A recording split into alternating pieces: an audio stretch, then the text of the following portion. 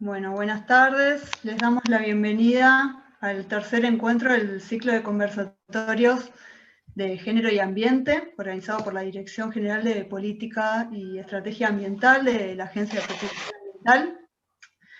Ambiental. Estos encuentros surgen, para quienes no saben, un poco para generar espacios de reflexión en torno a esta crisis ecológica que estamos atravesando, y que nos convoca al mismo tiempo a poner en el centro el cuidado de la vida.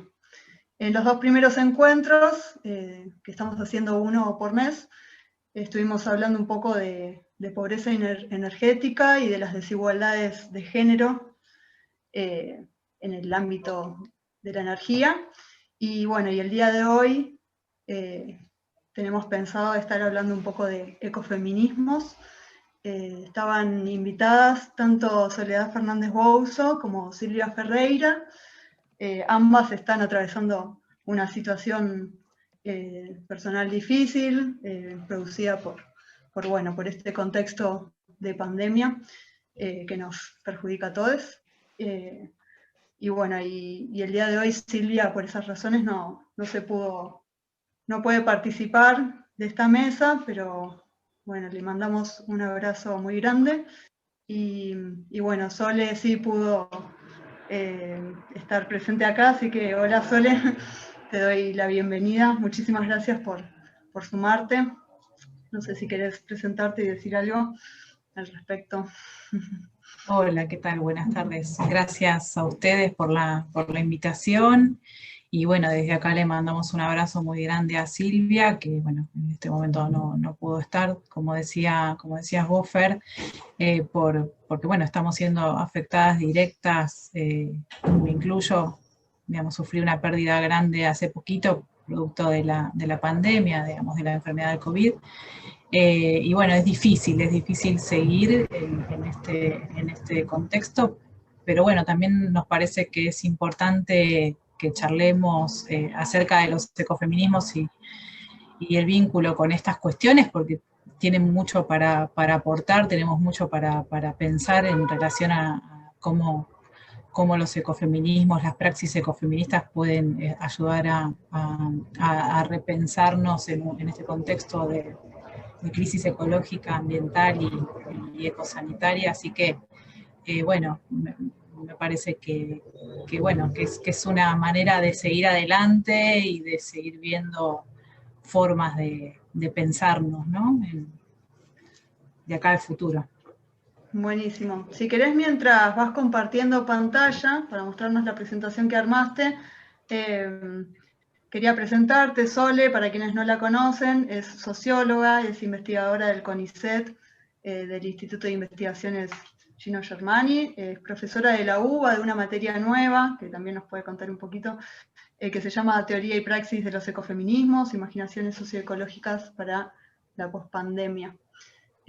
Así que bueno, Sole, si ya estás preparada, puedes arrancar. Y por ahí quería avisar algo que no dije. Bueno, este evento se está transmitiendo en vivo por el canal de YouTube de Vea Ambiente, en el cual el público puede ir haciendo comentarios o preguntas en el chat que está ahí.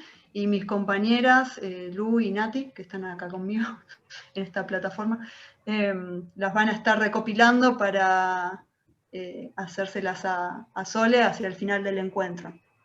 Creo que no me olvido nada, así que Sole, si estás preparada, cuando quieras. Bueno, muchas gracias.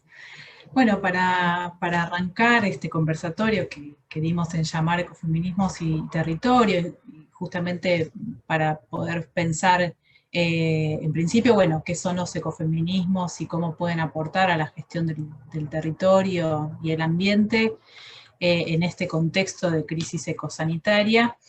Quisiéramos, o por lo menos quisiera arrancar mostrando el diagnóstico, ¿no? ¿Qué es lo que está, en principio podemos comprender qué es lo que nos está pasando en este momento de crisis ecosanitaria, que es algo que ya vienen anticipando distintos investigadores, distintos trabajadores de la ciencia tanto en nuestro país como a nivel internacional, ya venían anticipando, ¿no?, que era muy probable que en este marco en el que el modelo de apropiación sobre la naturaleza se ha extendido a nivel planetario y existe niveles de sobreexplotación, ¿no?, de los ecosistemas de manera feroz, ¿no? Ha avanzado en las últimas décadas la extracción de los distintos bienes comunes de la naturaleza y de los ecosistemas ha avanzado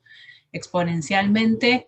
En este marco, distintos estudios, investigaciones ya estaban diciendo, ¿no?, que era muy probable que distintos virus de origen zoonótico pudieran alcanzar al medio humano con potencial dañino. En particular, nuestro sistema científico nacional contamos con investigadoras como Sandra Díaz, Viviana Vilá, que ya están involucradas en este tipo de investigaciones donde se evalúa la diversidad biológica y los servicios ecosistémicos, ¿no?, de los ecosistemas planetarios, y ya venían, ¿no?, marcando en distintos informes que 3/4 partes de la Tierra está siendo degradada, ha sido ya degradada por la actividad humana, ¿no?, y que existen entre 540 y 850.000 virus con potencial dañino. En la medida en que se sigue avanzando, ¿no?, sobre los ecosistemas, siguen destruyendo y tienen el potencial de trasladarse hacia el medio humano. Y a su vez, lo que también vienen marcando es que los pueblos indígenas, los pueblos campesinos, y también, bueno, por supuesto, la mano de las mujeres y los colectivos feminizados, mayormente a cargo de los cuidados en este sistema patriarcal que divide sexualmente los trabajos, ¿no?, también están siendo reconocidos en este marco como quienes están cuidando en mayor medida la salud de los ecosistemas, la salud de la tierra, en la medida en que los pueblos indígenas, ¿no?, ponen el eje en la responsabilidad recíproca y, sus cosmovisiones son afines a los ciclos y a respetar más bien los ciclos y las dinámicas de los ecosistemas. Esto es lo que estamos atravesando en este momento, el contexto de crisis ecosanitaria, la afectación, el impacto que está teniendo en la salud, en términos generales, es algo reconocido por las Naciones Unidas, y en particular en el objetivo 3 de los famosos Objetivos de Desarrollo Sostenible que marcan las Naciones Unidas en relación a garantizar una vida sana y promover el bienestar para todos en todas las edades, se adelanta, ¿no?, y se manifiesta que las fallas en la salud se reconocen cada vez más como los principales contribuyentes a la enfermedad y la muerte. Y es desde esta mirada que el último informe, o uno de los últimos informes del Programa de las Naciones Unidas para el Medio Ambiente, manifiesta, ¿no?, expresa que es necesario que vayamos hacia un enfoque de una sola salud, es decir, no pensar que el ambiente, por un lado, va por un carril y que la cuestión de la salud y el ambiente de los seres humanos corre por otro carril, que es necesario pensar en forma integral la cuestión de la salud, ¿no?, y en este contexto de pandemia es cuando lo vemos mucho más claramente. En ese sentido, distintas pensadoras y teóricas en la actualidad de la economía feminista vienen planteando que podemos pensar este contexto, este momento histórico como un momento en el que el conflicto principal que nos atraviesa es el conflicto no ya capital-trabajo, sino más bien el conflicto capital-vida, en la medida en que la recuperación de las tasas de ganancia del capital se da mediante un ataque feroz a nuestras condiciones de vida, y es en ese sentido que el conflicto está marcado por una tensión entre la acumulación del capital y la sostenibilidad de la vida, en la medida en que el capitalismo en sí necesita cada vez más, ¿no?, de avanzar sobre los ecosistemas para la acumulación del capital, es mucho más difícil para los seres humanos y no humanos sostener las vidas, ¿no? Va en contra de nuestras condiciones de vida. Y en nuestro país, podemos decir sin ninguna duda, así como en toda la región, que el modelo productivo es un modelo productivo más bien extractivista, en la medida en que en las zonas centrales, en el área pampeana del NOA y del NEA, existe un predominio de la agroindustria, la explotación de los, digamos, de la agricultura a través de los transgénicos, de una tecnología de transgénicos basada en la aplicación de agroquímicos en las áreas de la cordillera, en la zona cordillerana, predomina la explotación minera hidrocarburífera, convencional y no convencional, y en las áreas urbanas, en los aglomerados urbanos, en las metrópolis, digamos, el extractivismo pasa más bien por el impacto que generan ciertas industrias y el mercado inmobiliario, y a su vez todos los excedentes del metabolismo propiamente urbano que genera problemas con la gestión de los residuos, con el acceso al agua y el saneamiento, la contaminación atmosférica, etcétera, etcétera. Ahora, ¿cómo podemos pensar, ¿no? Esta relación entre la salud y el ambiente y empezar a pensar justamente en este enfoque de una sola salud?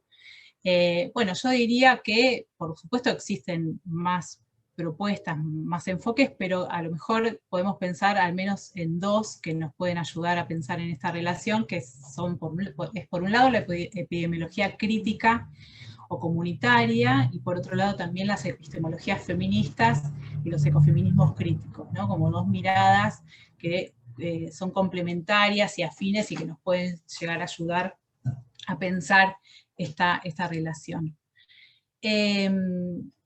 Desde el lado de la epidemiología crítica y comunitaria, se entiende que el territorio, ¿no? El territorio es un espacio de producción y reproducción de la vida cotidiana. Y que es por eso mismo que es en donde se juegan los procesos destructivos, ¿no? Los procesos destructivos que generan enfermedad y malestar, y los procesos también protectores que generan salud y bienestar, que como decíamos recién, los procesos destructivos en nuestros contextos tienen que ver con este modelo productivo extractivista, ¿no? Que avanza sobre los ecosistemas, la acumulación del capital va en detrimento de los ecosistemas, y a su vez, por otro lado, existen procesos protectores, como decíamos recién, bueno, las prácticas de las comunidades indígenas, también las praxis ecofeministas van en función de la salud del bienestar y de generar protección, malla de contención, ¿no? Para seguir sosteniendo la vida.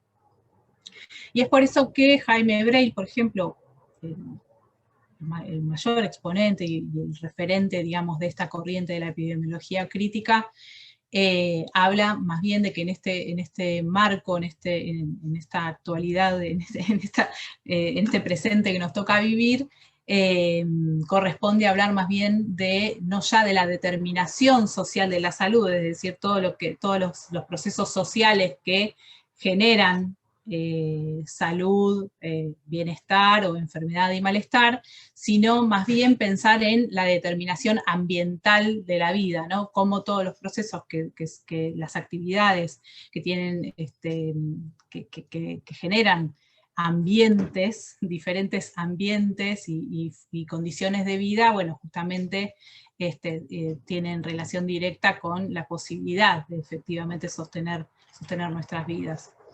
Y acá, bueno, en relación a las epistemologías feministas, cómo pueden aportar a pensar, ¿no? este presente en el que es necesario pensar en una sola salud y empezar a pensar en estas conexiones entre las actividades que se desarrollan en el territorio, el impacto en el ambiente y en nuestras condiciones de vida. Bueno, por ejemplo, Silvia Federici marca que los trabajos reproductivos, es decir, aquellos procesos protectores de la vida, han sido históricamente invisibilizados respecto de la esfera productiva, y la esfera de la reproducción social, por lo tanto, es un espacio relegado por el sistema patriarcal a las mujeres e identidades o colectivos feminizados. Y es la esfera de la reproducción social, a su vez, no se puede pensar por fuera de lo que son las dinámicas de nuestra vida cotidiana, ¿no? que es el conjunto de las actividades que caracterizan las reproducciones particulares creadoras de, a su vez, de la posibilidad global y permanente de reproducirnos socialmente. Ahora bien, ¿qué pasa en las ciudades latinoamericanas? Ya que estamos en un conversatorio de la Agencia de Protección Ambiental del Gobierno de la Ciudad de Buenos Aires, creo que es pertinente que nos remitamos y que charlemos un poco acerca de, bueno, qué características tienen las ciudades en nuestros contextos. Y bueno, en Latinoamérica es la segunda región más urbanizada del mundo, ¿no? El crecimiento de las ciudades en las últimas décadas ha sido fenomenal, exponencial, en la región, en América Latina, pero digamos, con una particularidad, que el patrón con el que ha crecido es un patrón desigual que se expresa en el incremento de barrios populares en las periferias, con altos niveles de hacinamiento y ubicados mayormente en zonas de riesgo ambiental y sanitario. Y es así que existen, por lo tanto, en estas ciudades con este patrón desigual, que han crecido con este patrón desigual, existen cada vez más dificultades para regenerar la vida de manera saludable y sustentable, que es esto que también vienen identificando quienes se ubican, ¿no?, dentro de esta corriente de la epidemiología crítica o comunitaria. Y a su vez, digamos, dentro del crecimiento de los barrios populares en zonas periféricas y con mayor exposición a riesgo ambiental y sanitario, existen procesos de feminización, ¿no? De feminización de la pobreza en estos espacios periféricos. Es por eso también que es pertinente pensar en la manera en que en los barrios populares las mujeres, incluso, ¿no?, y los colectivos feminizados son mayormente los sectores más sobrecargados de las tareas de cuidado, de los trabajos reproductivos, que como recién veíamos son trabajos históricamente invisibilizados. Acá podemos traer un montón de cifras, ¿no?, que nos dan cuenta de estos fenómenos. En los barrios populares solo el 31% de las mujeres tiene un trabajo con ingreso, mientras que el 73% de los varones sí, el 63,7% de las viviendas de las villas y asentamientos tienen de responsable de hogar a una mujer. Los hogares monoparentales representan el 8,5% del total y en el 88% de los casos se encuentran a cargo de mujeres. Para el 34% de las mujeres, la ocupación más importante corresponde a tareas fijas en el hogar sin percibir sueldo, y el 12% se desempeña en trabajos no registrados. Y a su vez, el 9% que se dedica al trabajo independiente e informal lo hace fundamentalmente en actividades de comercio barrial, tareas comunitarias y en programas sociales. Ahora, ¿cómo podemos pensar a los ecofeminismos y la relación con el territorio en la ciudad? Bueno, podemos pensarlo como el conjunto de prácticas que llevan adelante, estamos hablando de praxis, no ecofeministas, porque quizás al pensar al ecofeminismo como corriente conceptual o teórica que nace allá por los años 70, con los primeros movimientos ecologistas y feministas de los años 70, es más bien, podemos pensarlo como una corriente de pensamiento que encuentra conexiones ideológicas entre la violencia ejercida contra el cuerpo de las mujeres y la apropiación de los bienes comunes de la naturaleza, ¿no? Existen como corriente de pensamiento, podríamos decir que el ecofeminismo da cuenta de esas conexiones, identifica esas conexiones, pero como digamos, praxis. De todas maneras, el ecofeminismo nace en ese vínculo entre teoría y praxis, ¿no? Que no es que podemos pensar de manera diferenciada, pero rescatando las experiencias concretas de los ecofeminismos como praxis, podemos decir que es el conjunto de prácticas llevadas adelante por mujeres y colectivos feminizados frente a distintos escenarios de degradación ambiental y extractivismo en espacios urbanos. Y que esto involucra procesos que reproducen las desigualdades de género en la medida en que justamente, ¿no?, las mujeres y colectivos feminizados, y sobre todo mujeres de los sectores populares, digamos, de los sectores con menores ingresos, y que a su vez se ubican en barrios populares de las periferias de las ciudades, en este caso, son los sectores más sobrecargados de cuidados y precarizados. Y también podemos pensar que estas praxis ecofeministas son también llamadas como los ecofeminismos populares o los ecofeminismos de supervivencia, en la medida en que surgen para cuidar de lo que se llama los perfiles epidemiológicos mosaico, ¿no? Silvia Ferrer, epidemióloga, médica pediatra, habla de estos perfiles epidemiológicos como se le dice mosaico porque justamente combinan,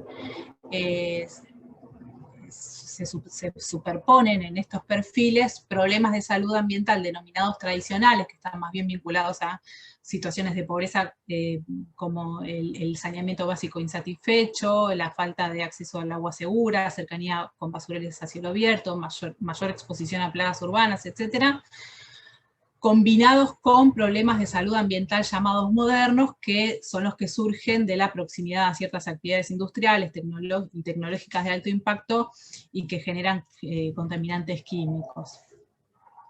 Entonces, es decir, que los ecofeminismos populares de supervivencia surgen en respuesta a los impactos que en la salud que la población tiene y que van como conformando perfiles epidemiológicos digamos, complejos en la medida en que se combinan toda esta serie de problemas y que se van acumulando sobre los cuerpos distintas problemáticas derivadas de todas estas cuestiones que mencionábamos.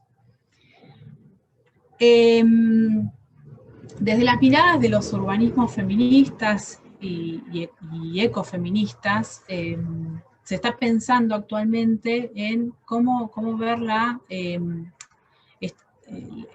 esta esfera reproductiva, invisibilizada, que está basada justamente en la división sexual del trabajo, ¿no? El sistema patriarcal establece esta división sexual del trabajo entre trabajo productivo y trabajo reproductivo, y que la asignación del trabajo reproductivo está feminizado y está asignado mayormente a manos de mujeres y colectivos feminizados.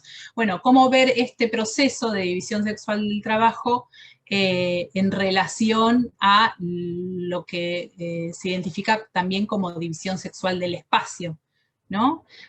Pensar en esto de que la ciudad no es neutral y en ella se materializan desigualdades en las relaciones de género, de clase, étnicas, y que, por lo tanto, digamos, las ciudades generan más bien, digamos, se asignan todos los recursos hacia el trabajo productivo, todo está diseñado en función de lo que tiene que ver con el trabajo productivo, y por lo tanto, lo que dicen muchas urbanistas feministas y ecofeministas es que predomina un urbanismo androcéntrico, ¿no? En la medida en que, bueno, está todo hecho en función de dinamizar, ¿no?, la acumulación de capital y los procesos extractivistas en las ciudades. Por lo tanto, acá, bueno, la propuesta de los urbanismos ecofeministas es modificar justamente el patrón de diseño de la ciudad de manera de poner en el centro cómo pensar en sostener nuestras vidas y en cómo facilitar los cuidados de la vida, ¿no?, en una ciudad. Bueno, y esto lo podemos ver, la cuestión de los extractivismos en las ciudades, lo podemos ver, como dice Ana María Vázquez Duplá, en fenómenos como la especulación inmobiliaria, la entrega desproporcionada de tierra pública para emprendimientos privados, los procesos de gentrificación y desalojos violentos, la crisis habitacional, el aumento de inundaciones, la contaminación industrial, el impacto sobre nuestras vidas, etcétera, etcétera. Y acá yo quería traer algunas experiencias, ¿no? de ecofeminismos, de praxis ecofeministas. Digo praxis ecofeministas porque no necesariamente son experiencias en donde las mujeres y los colectivos feminizados se identifiquen, ¿no? con el ecofeminismo, sino que en la práctica son justamente agrupaciones y movimientos de mujeres, organizaciones y prácticas que van en aras de sostener la vida, de lograr la supervivencia en contextos hostiles, ¿no? Donde justamente los impactos sobre el ambiente y la salud están siendo cada vez más acuciantes.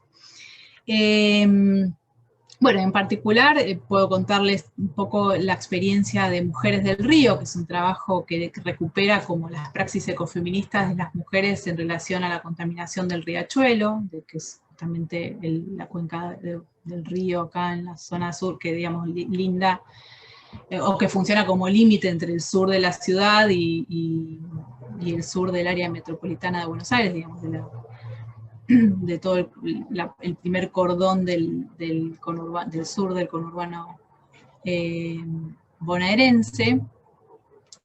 Y acá, bueno, algunos testimonios, digamos, del producto de ese trabajo.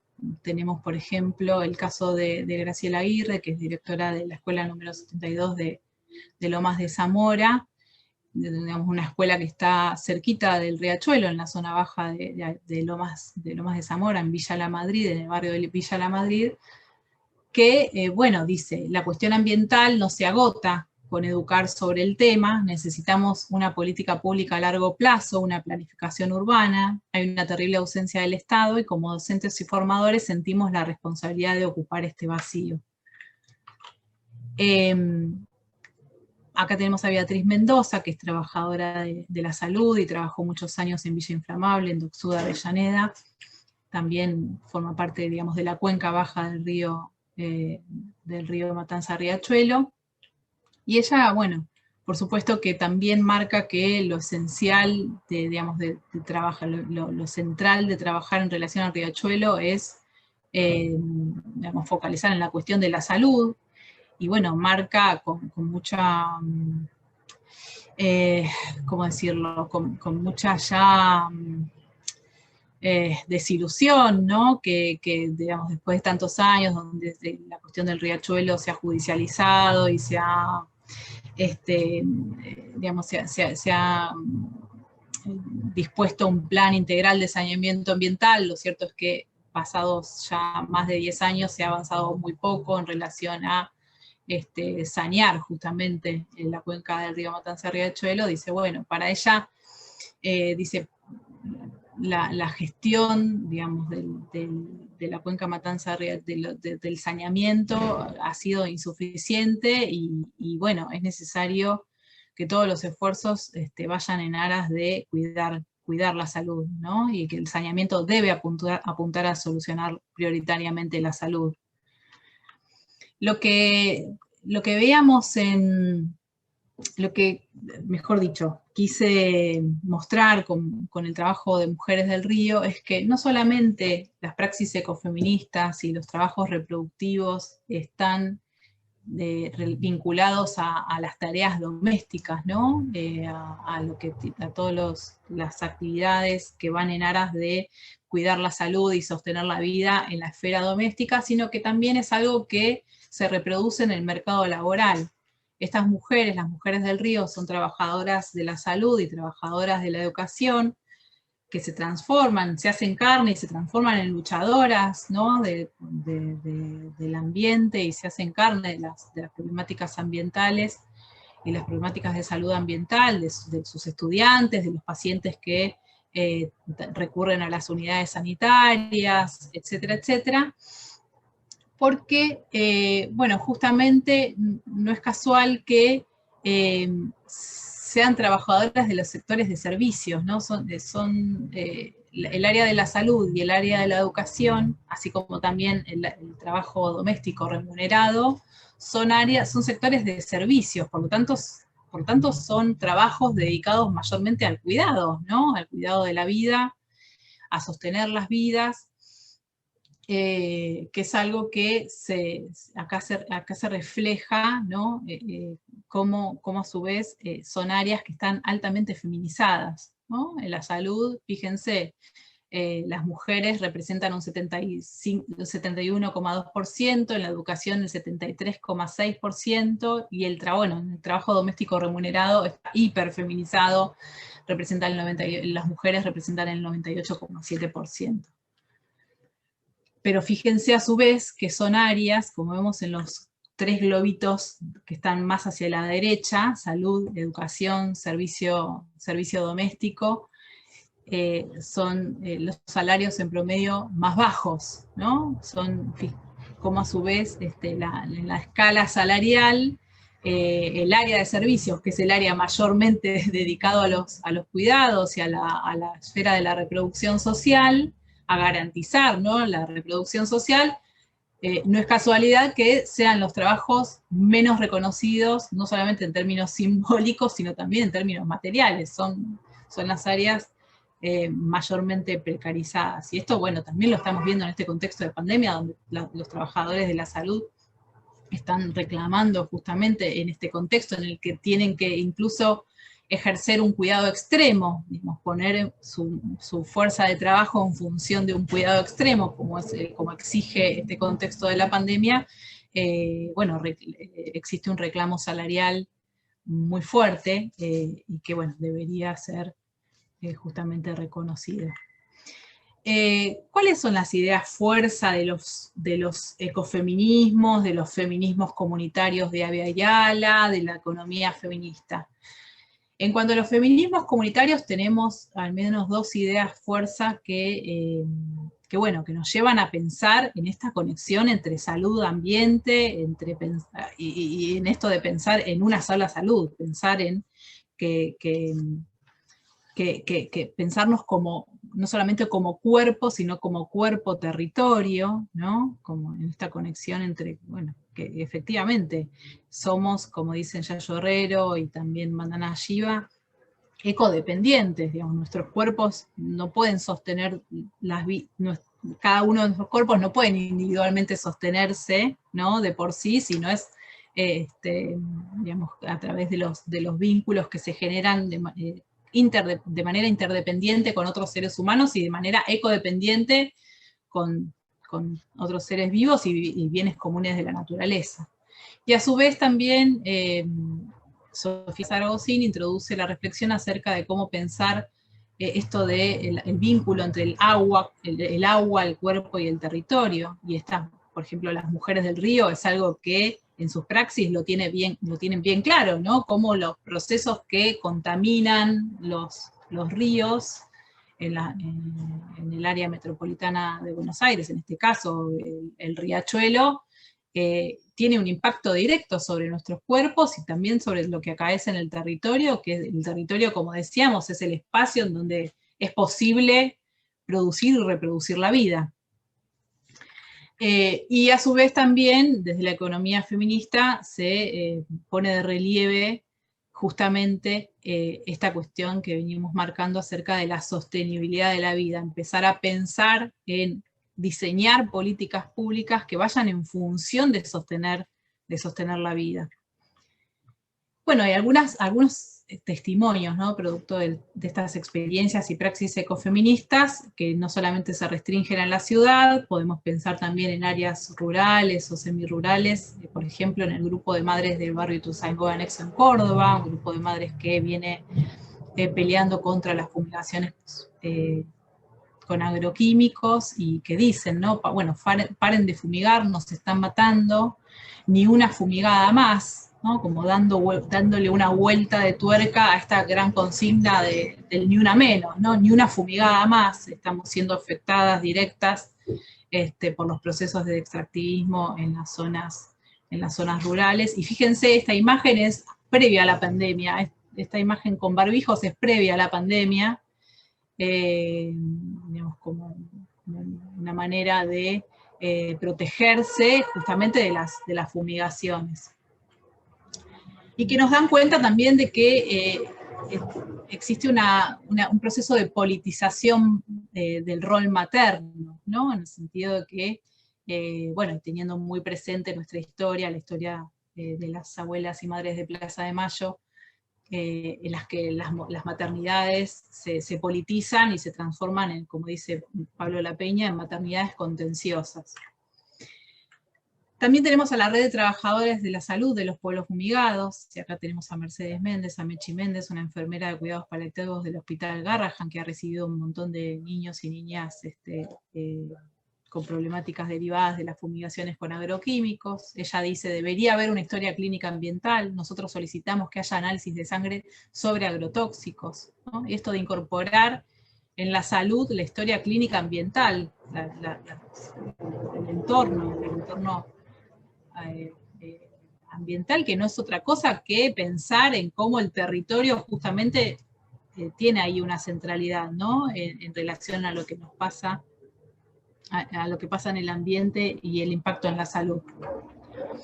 La Red Federal de Docentes por la Vida, también es otra de las experiencias y praxis ecofeministas de la que, digamos, que venimos, que han emergido en los últimos años.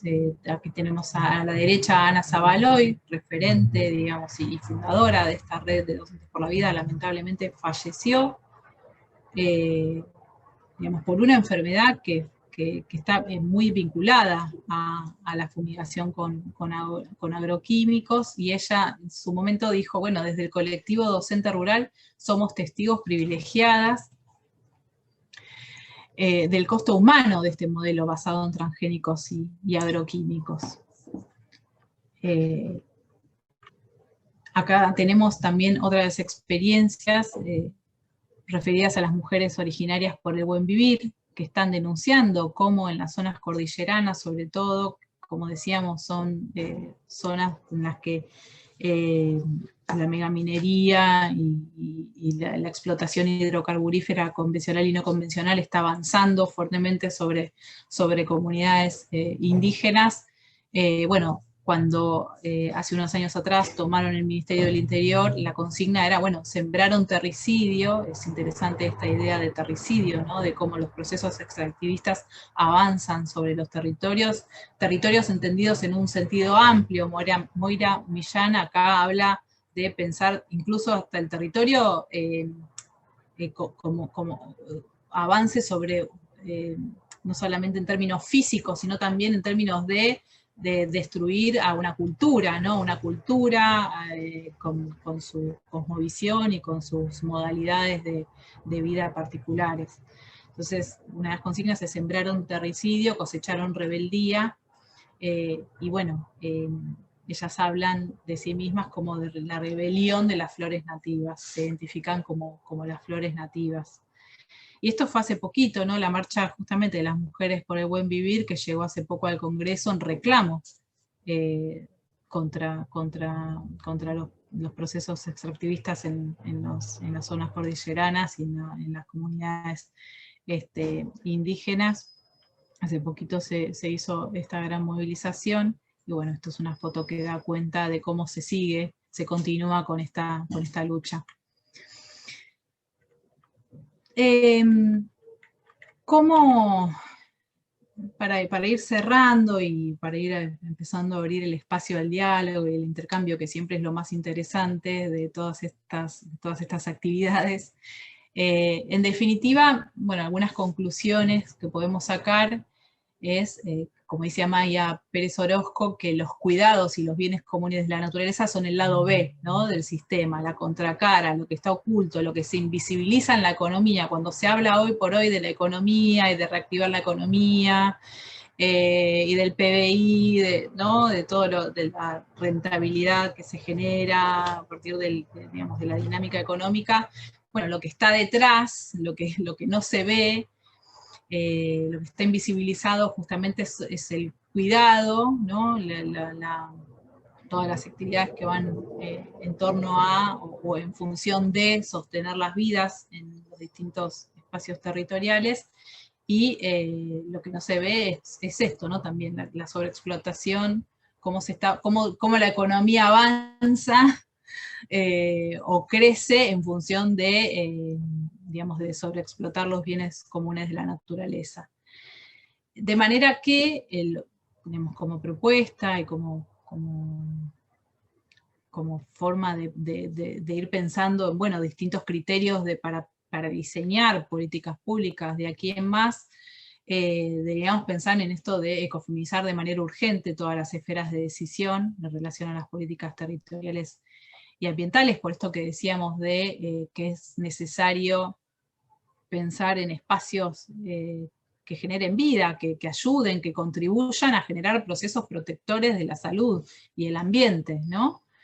Y es en ese sentido que también, digamos, por el contrario, o mejor dicho, como otra cara de la misma moneda, la propuesta de los ecofeminismos es ir hacia una despatriarcalización, ¿no?, de las modalidades en las que se juegan nuestras actividades productivas y reproductivas, y es en ese sentido que es importante trabajar sobre las masculinidades para desarticular este imperativo patriarcal de la ganancia que va hacia la extracción, degradación y destrucción de bienes comunes de la naturaleza cada vez más acuciantes como para...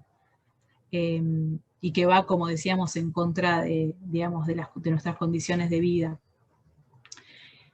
También pensar, no ya, porque en esto de pensar que los grupos de mujeres y colectivos feminizados sostienen en general la vida con sus prácticas en los territorios, muchas veces desde las políticas públicas se refuerza, ¿no?, y se focaliza en las mujeres,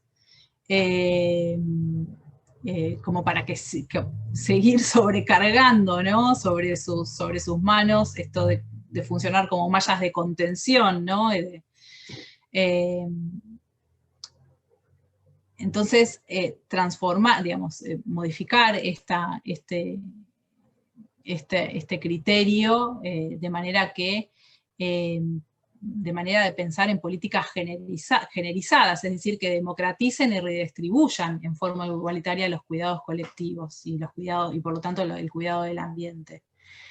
Y es en ese sentido que es importantísimo recuperar estas experiencias comunitarias en los territorios como para ampliarlas, ¿no?, para democratizarlas, es decir, que no sean solamente estas mujeres y colectivos feminizados quienes justamente lleven adelante políticas, digamos, praxis protectoras de la salud, sino que sea toda una sociedad en función de que pensemos, ¿no?, cómo vamos a sostener la vida de aquí en más, y más teniendo en cuenta este contexto de crisis ecosanitaria.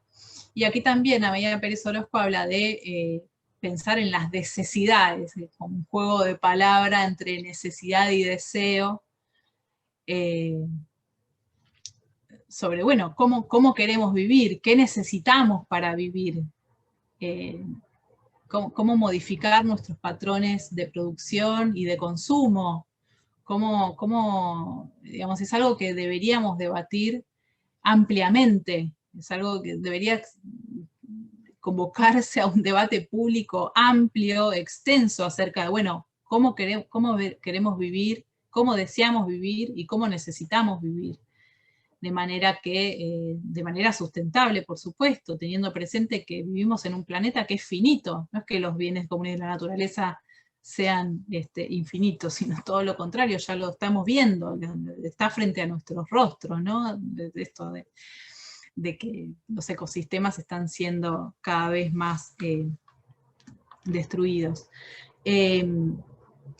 Por lo tanto, bueno, esto de focalizar en las experiencias y recuperar experiencias comunitarias en los territorios tiene que ver con recuperar conocimientos que están situados, ¿no?, que justamente están anclados en la vida cotidiana, y esto es un aporte de los feminismos, digamos, de las epistemologías feministas, es algo que trae Donna Haraway, en relación al conocimiento científico, ¿no?, que es necesario salir de esa idea de laboratorio en base al cual se construyó toda la institución de la ciencia, y empezar a recuperar experiencias situadas, experiencias concretas que tienen lugar en los territorios.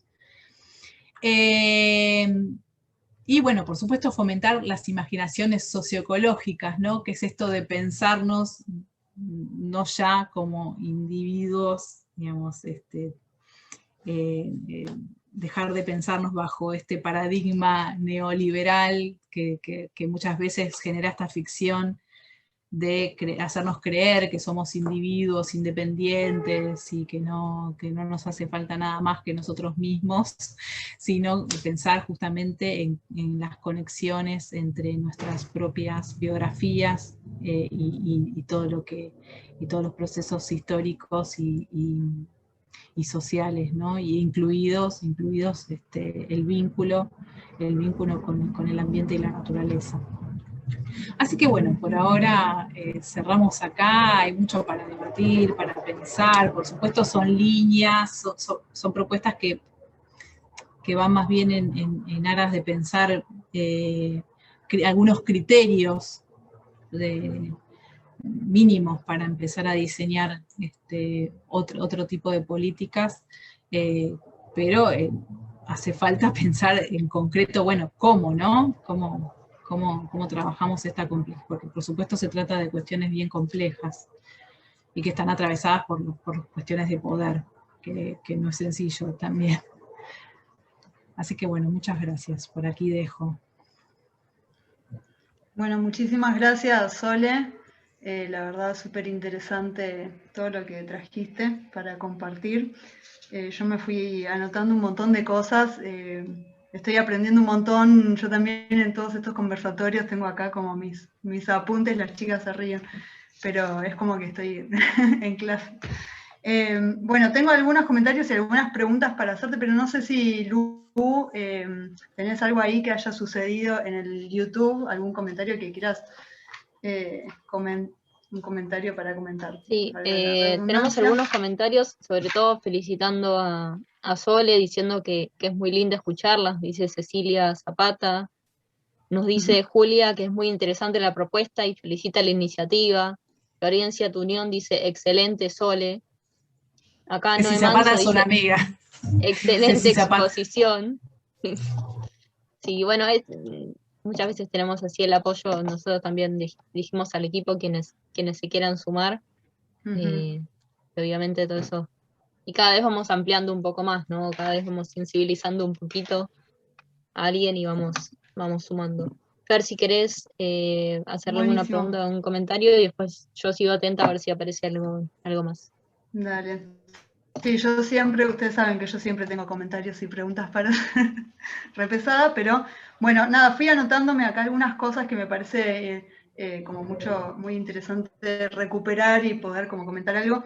Hace una frase que me quedó de lo que fuiste comentando, Sole, es esto de que la ciudad no es neutral, y pienso, ¿no?, a estas cuestiones de género, y también lo pienso un poco en línea de que se suele escuchar, no sé, que por ejemplo el cambio climático nos afecta a todos y que parece hay algún imaginario colectivo, ¿no? Como que parece que nos afecta a todos y a todas por igual.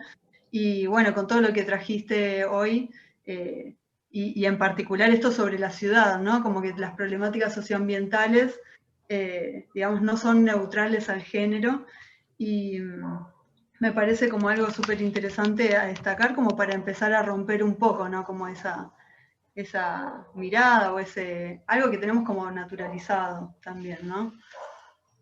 No sé qué te parece. Esto que decía sobre todo de los barrios populares, en un momento trajiste una cifra, ¿no?, de los hogares monoparentales, en realidad monomarentales, ¿no? Está bien dicho, porque justamente decís que en la mayoría esos hogares llevados adelante por una sola de las personas adultas, digamos, es mujer, ¿no? Entonces, como esas tareas de cuidado, digamos, se ven como sobrecargadas, y sobre todo en contextos como el que estamos atravesando, que me parece que ahí es súper evidente cómo fueron aumentando, ¿no?, todas estas tareas domésticas y de cuidados hacia el interior de de los hogares. Entonces, como yo cuando escucho así que, bueno, las problemáticas, porque también me parece que hay como algún imaginario de que las problemáticas ambientales tampoco se sabe bien cuáles son, ¿no? Como que hay algo ahí que cuesta por ahí entender un poco que, bueno, lo que estamos viviendo en principio es una problemática socioambiental, la pandemia, que nos trae al confinamiento y a todas esas consecuencias, ¿no?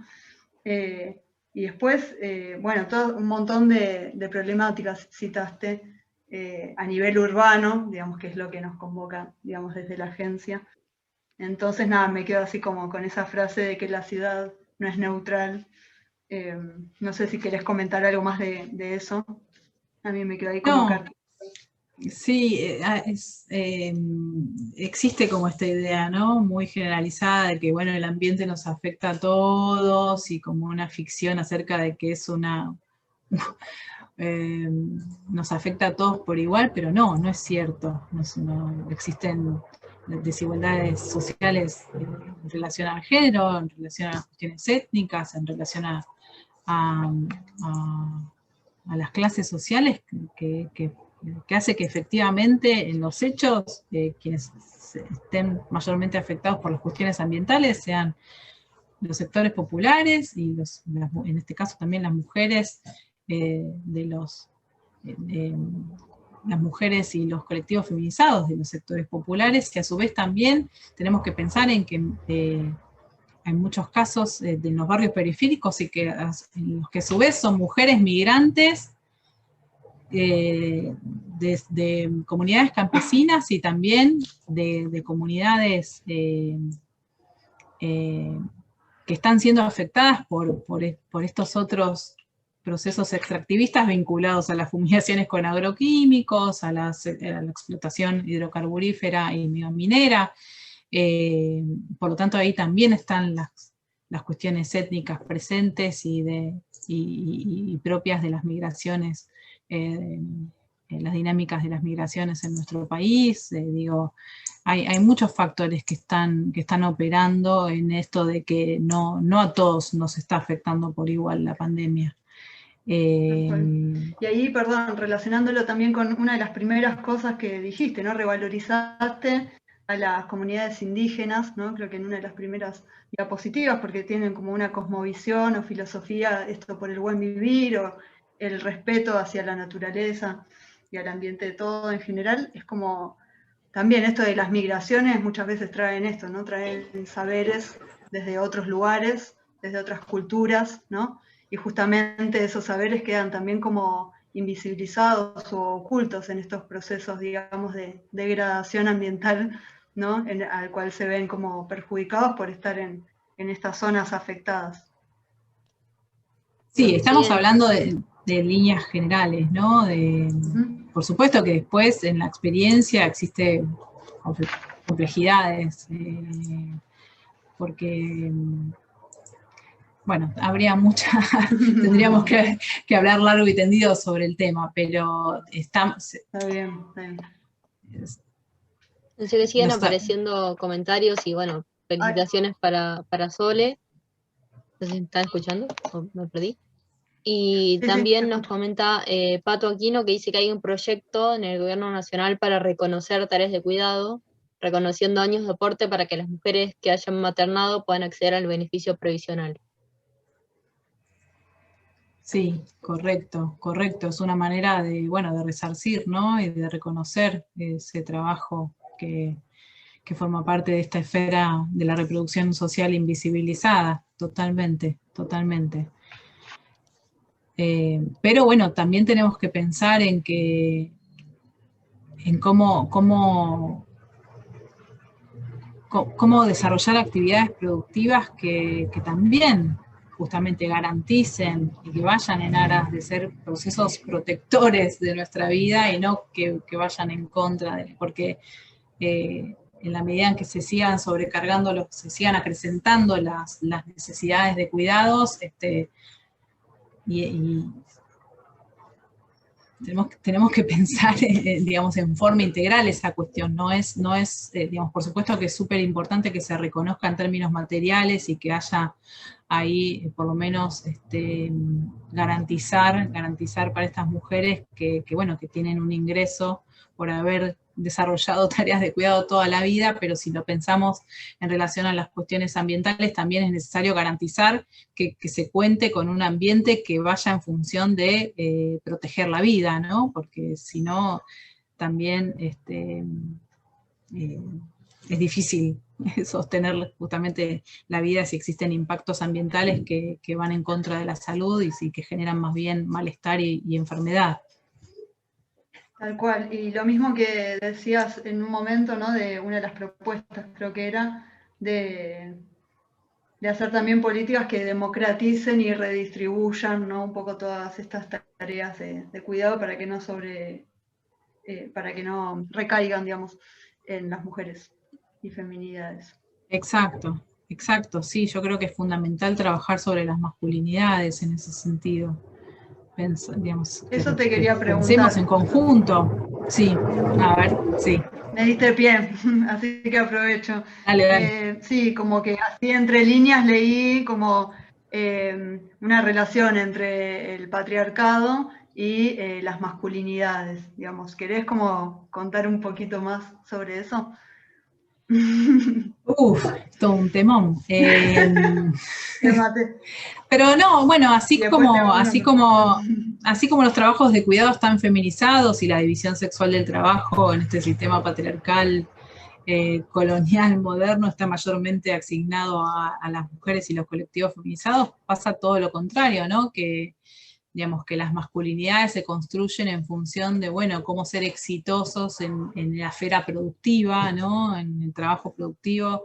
Y exitoso es, bueno, conseguir tener más plata, tener, digamos, generar cada vez más ganancias, no importa el costo, digamos, y mucho menos se tiene en cuenta el costo ambiental, ¿no? De esa generación de la ganancia. Entonces, trabajar sobre esa idea, ¿no? Acerca de, bueno, ¿cómo decirlo? Concientizar justamente acerca de que ser exitoso y generar ganancia, tener dinero, llenarse los bolsillos de plata, tiene costos sociales importantes, costos sociales ambientales importantes, y que van incluso en contra de la vida de todos, digamos, porque es verdad que no es que la crisis ambiental, ecológica y sanitaria afecta a todos por igual, pero en definitiva todos tenemos algún riesgo puesto en juego, ¿no? Ya lo sabemos, el COVID está atravesando a todas las clases sociales, si bien los sectores populares son los mayormente afectados y las mujeres y colectivos feminizados, los migrantes están siendo más afectados aún por las condiciones, por las desigualdades socioespaciales, etc. Pero es verdad que hay un riesgo que está asumiendo toda la humanidad, ¿no? En algún punto. Entonces, bueno, trabajar sobre ese punto me parece que es fundamental. Bien, buenísimo. Y tengo creo que una última pregunta en relación a, bueno, algo que sucedió hace poco, que es esto de la Ley de Educación Ambiental, que incorpora uno de sus pilares, incorpora la perspectiva de género. Entonces se me ocurría preguntarte para vos cuáles serían como los aportes que tienen los ecofeminismos para hacer a la educación ambiental. Bueno, creo que algo de lo que más o menos fuimos marcando en la presentación, que es justamente identificar que la cuestión digamos, de las desigualdades de género en nuestro momento histórico no pasan solamente por la violencia que se ejerce contra el cuerpo de las mujeres, sino que eso tiene un correlato en la manera en que se ejerce violencia y se sobreexplota a los ecosistemas y a la naturaleza, ¿no? Identificar que, bueno, que es toda ahí una ideología que está operando, que está ejerciendo, digamos, violencias múltiples y que hay que desarticular, digamos, la educación ambiental tiene que ir en aras de eso, ¿no? De desarticular en forma integral estos procesos que bueno, que están conectados entre sí. Y bueno, y en ese sentido, hablar de educación ambiental, como decía Graciela Aguirre, no es suficiente con incorporarlo como contenido en las escuelas, o incorporar esto de que, bueno, vayamos a plantar un árbol, porque por supuesto son prácticas importantes de pensar, ¿no? Sobre, bueno, cómo cuidamos la tierra, cómo plantamos un árbol, pero que a su vez también existan perspectivas críticas, digamos, que la educación ambiental, digamos, los ecofeminismos ayudan a pensar en las cuestiones estructurales, las desigualdades estructurales que están en la base de esta crisis ambiental, ecológica y sanitaria que estamos viviendo. Así que la educación, digamos, esto también de focalizar, muchas veces se dice esto de, no, porque es cuestión de que pase de educación y que, bueno, que se instale como contenido en las escuelas. Bueno, eso también es sobrecargar a la mano, a la fuerza de trabajo femenina en las escuelas, ¿no? Claro. Es necesario generar políticas en otras áreas, en las áreas que tienen que ver con la gestión de los territorios y del ambiente, para que no se produzca, ¿no? Todo el impacto en el ambiente que nuestras modalidades de vida, nuestros modelos productivos están generando en la actualidad. Eso es ir al nudo de la cuestión, a las cuestiones estructurales. Entonces, bueno, la educación, eso que se dice así como muy ampliamente, la educación ambiental tiene que pensar estos temas, ¿no? Buenísimo. Bueno, gracias, Sole. No sé, Lucy, ¿tenés ahí algún otro comentario o pregunta? No, ya no tenemos más comentarios, así que bueno. Bueno, que no nos sé vamos. ustedes, yo me quedo pensando con una de las preguntas que hizo Sole, de cómo vamos a sostener la vida de aquí en más, ¿no? Como que esa me quedó ahí resonando, así que creo que es un gran desafío y una tarea que tenemos de ahora en más. Así que bueno, nada, Sole, te agradecemos nuevamente. Porque queremos seguir viviendo, ¿no? Obviamente. Le mandamos un abrazo a Silvia, también nuevamente, aprovechamos. Y bueno, de parte de todo el equipo, muchas gracias. Lu, no sé si me olvido de algo o quieres decir algo. El próximo conversatorio va a ser el mes que viene, el segundo jueves, ya les va a estar llegando la información por mail, si se pudieron anotar en el formulario, nos quieren dejar ahí su dirección de mail para recibir novedades, pueden hacerlo. Y bueno, Lu. Sí, tenemos varios conversatorios planificados, le estamos haciendo uno por mes, todos tratando distintos temas y relacionándolos con género. Los primeros dos que tuvimos fueron sobre temas de energía, ahora tuvimos este de ecofeminismo, y vamos a seguir tratando distintos temas, residuos, temas de biodiversidad, temas de cambio climático. Vamos a tratar distintos temas y su relación con el género. Vamos a estar haciendo, como decía Fer, uno por mes. Entonces, si quieren, pueden estar atentos a la difusión, y bueno, obviamente, súper invitados, invitadas a sumarse a estos conversatorios. Y bueno, también a Silvia y a todas las... Sí. Ay, perdón. Sí, van a no, quedar... contar que quedan subidos en el canal de YouTube, así que si se perdieron los dos primeros, pueden verlos, o bueno, pueden compartir este también a quienes quieran. Están ahí para ser escuchados y compartidos. Gracias por la invitación. Bueno, nos vemos, muchas gracias. Gracias.